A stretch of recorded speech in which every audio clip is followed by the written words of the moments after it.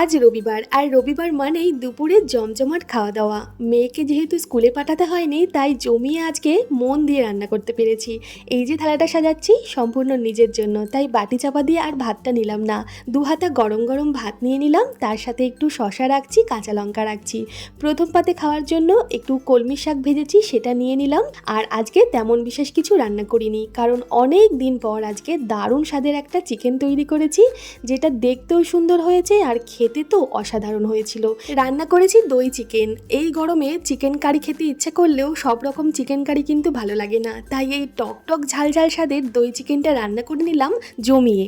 যার রেসিপি আজকে আমি শেয়ার করেছি, আপনারা না দেখে থাকলে এই ভিডিওয় আমার ইউজার আইডির নিচের লিঙ্কে ক্লিক করে ভিডিওটা দেখবেন, আশা করি আপনাদের ভালো লাগবে। আর তার সাথে একটু চাটনি নিয়েছি আমের, সাথে এক গ্লাস জল নিয়েছি।